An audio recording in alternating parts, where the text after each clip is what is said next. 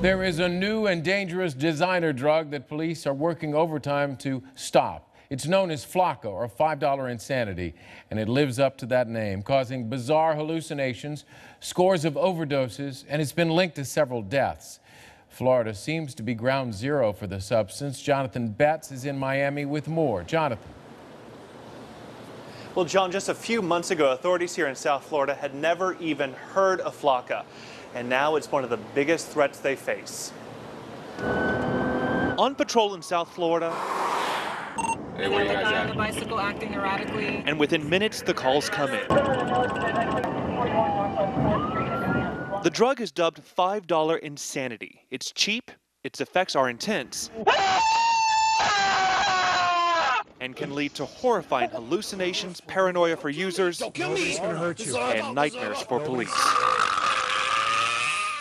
They're struggling to contain its growth and its users, who, with a rush of adrenaline from the drug, often become violent and can overpower officers. The stories fill headlines. A man running naked down a busy street, another trying to break into a police station, or another impaling himself on a fence trying to escape from imaginary killers. If it is so bad and the hallucinations are so real and cause you to do such crazy things, why do you keep on going back to that drug?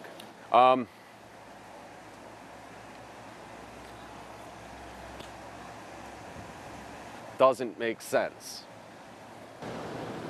Because Flakka is so cheap, so dangerous, and spreading so fast, authorities here do worry they're on the verge of seeing something similar to the outbreak of crack in the 1980s. John? All right, Jonathan BETZ in Miami. Jonathan, thank you. Dr. Devi Nampia-Parampil is a physician, associate professor at NYU Medical Center. She's in our studio again tonight. Doctor, welcome.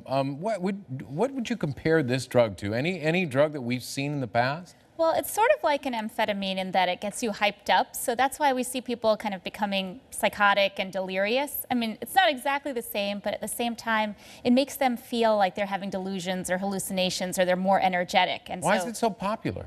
Well, I think probably, at low doses, maybe people feel more energized. So they feel like they're having this euphoria from their delirium. But then as it gets worse, then they start getting maybe more paranoid hallucinations. Easy for people to get their hands on it? It seems like it is. I mean, we don't know too much about it, but the real danger, I mean, we're looking at the effects of the drug itself, but there's also other drugs that are mixed in there because you're not getting it from a pharmacy. This isn't pharmaceutical grade where you have a pure drug. You're actually getting it mixed with all kinds of other toxins. So you have the risks of this itself, then you have the risks of all the other things that might be mixed in with it, and then you have the risks of, just the method that people might be using it. So if they're injecting it, then you could have problems with, sharing needles, or the needle dragging in bacteria from the skin and causing abscesses and infections. Well, we heard from a user with Jonathan BETZ who couldn't even explain why he used it. Exactly. Why are people using it? I mean, you say they get a charge out of it like amphetamines. Other than that? Well, you don't know. So why do people, if we think about things like addiction, right? Why do people actually use things that cause them harm? It's hard to say. I mean, it might start out as a physical dependence, so that can happen even with drugs that aren't illegal. If a diabetic uses insulin, they become dependent on it.